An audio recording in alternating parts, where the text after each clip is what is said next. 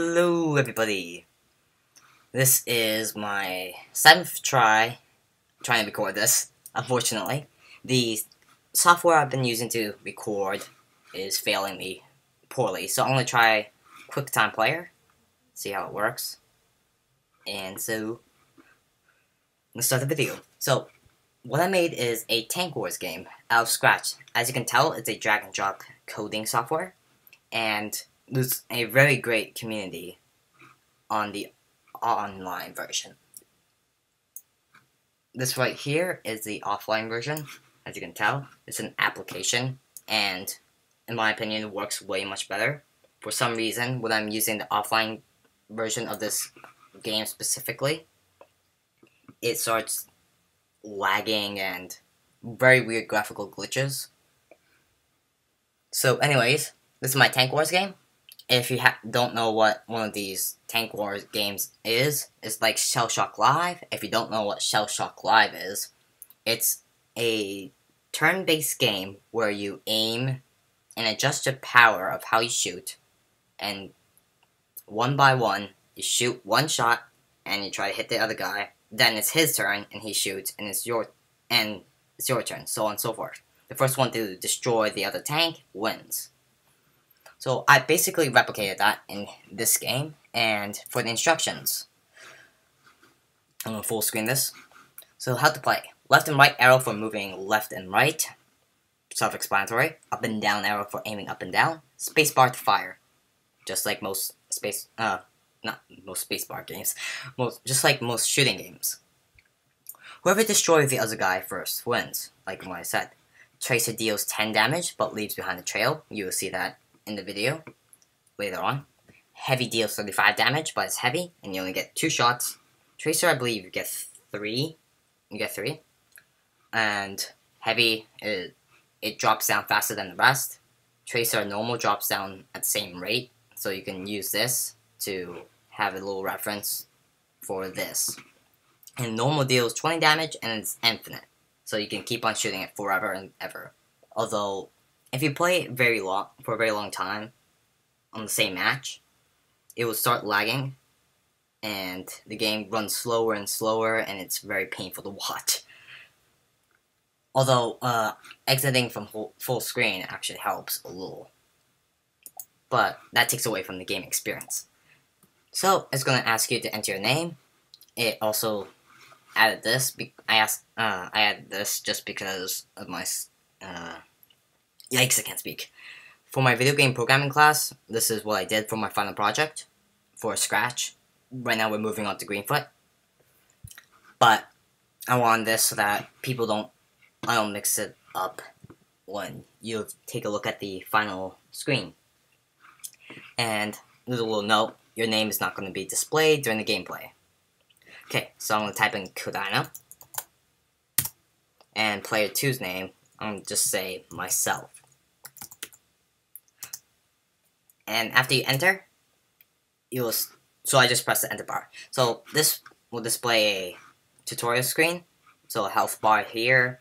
Please fire only once per turn. Hands off keyboard once you shoot. When the arrow is green or red, it signifies whose turn it is. So if it's green, it's his turn. If it's red, then it's his turn. And if you click on here, you can select what to shoot. And clicking on this will select what you want to shoot. Like that. So, if you decide to just click on this and then you realize you don't have anything else to shoot, or you just don't want to shoot it, don't click here, because it just makes it look ugly. And so you might be wondering, how do I get out? All you have to do is click on the only available one, which is normally normal, although you can choose these two if you still can shoot. And then there you go, it displays it once more. So it says player 1, and there's a green arrow. It signifies player 1. The health bar is based on a 100-point system. And so let's fire the first shot. Oh, also, the background is randomized. There's multiple backgrounds. We have this, this, and that. I guess I'm just gonna choose another one. Okay. Oh, it's alright. this is just a randomizer for the background. Okay. So, first shot. And I missed. So, I'll move up with this guy and try to shoot myself. And I almost did. So, I'm going to display the tracer. The tracer, you basically, it leaves a blue streak. It's a dotted streak. And I'll just show you in a moment. And this is the power. You can adjust it. I don't really recommend using it unless you're like up close and you can't aim down. And that's when you want to use it. But typically, keep it at 5. That's going to go the furthest. If you change it to 4, the drop changes drastically. Because I just couldn't code it to be a very gradual drop, unfortunately. So I'm going to fire the tracer. And as you can tell, it leaves behind a little trail. And I'm going to move up and use a heavy.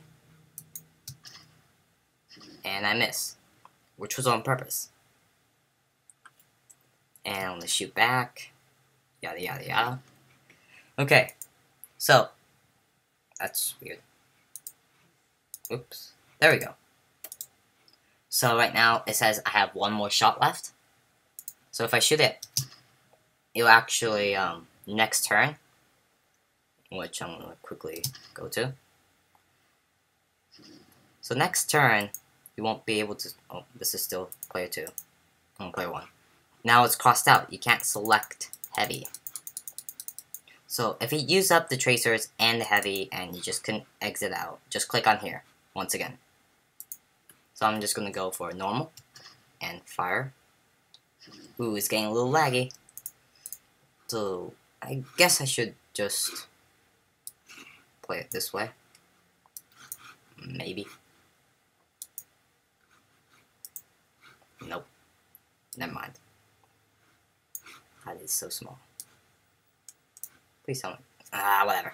I guess I'll keep it full screen. So there's a online version, I'm sorry, of this. Ooh. And so there's a very great community out there. Someone made a 2D Minecraft game. Another person made a city making game. There's a lot of amazing things. One of the popular things on there is making little animations. I don't know why, but there's like cat animations that look kind of human. Probably because Scratch is a cat. And that's what it represents. Okay, I'm going to shoot once more. So right now, as a class, we're moving on to Greenfoot for my video game programming class. And basically, it's a Java-based programming. And that means you're going to have to type. I believe Minecraft was a Java-based... Yeah, it is.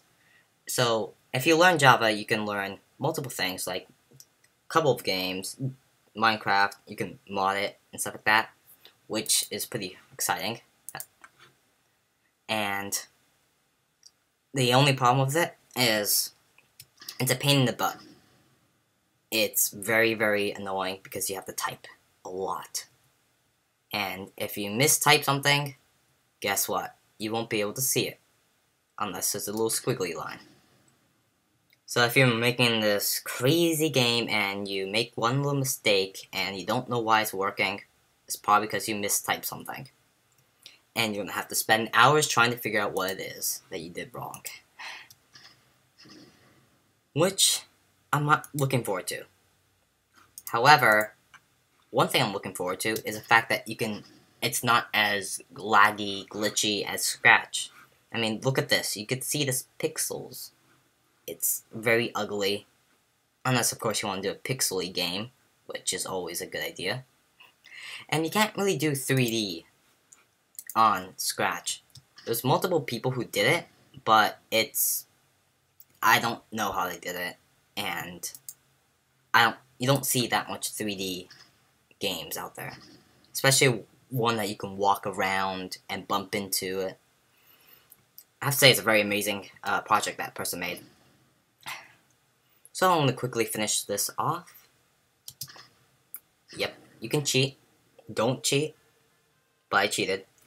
And then it says, "Congrats, Kadown, you won." And then, better luck next time, myself, you can do it. And this is all the matches I did, completed. That means I made a full video every single time. And I'm guessing, I wonder how long this took. It was 10 minutes, 31 seconds, so you can imagine I spent an hour on this. Yikes. I just realized that. Anyways, how to find my game. So, go to Google and type in the following. Scratch. You can tell that this is what I did. Trying to understand trajectory and stuff. I didn't understand it, even after looking it up.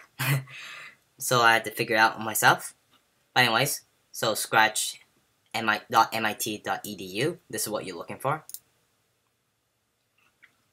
And when you click on it, it'll come across here. And this is the featured, this is the #1 game right now. I'm just going to click on this because I'm distracted. Ooh, that's cool. So you can tell that some people take... And look at this code. Unbelievable. Ooh, I can't even scroll down, it's so laggy. And there's also a lot of mathematics you can do. You can do sine, cosine, tangent, whatever this thing is. And inverse, maybe? Log. You could do all these things. I don't really know what I'm talking about right now. And you can remix it and turn it into your own little different game. So anyways, you're going to type in my username, Kurano, and it'll show the games I've been making. Not all of them, for some weird reason, but you click on the dragonfly right here. The dragonfly is everywhere. It's on YouTube, it's on here, but here it is, and this is my about me and what I've been working on. This is my future project. This is the before game.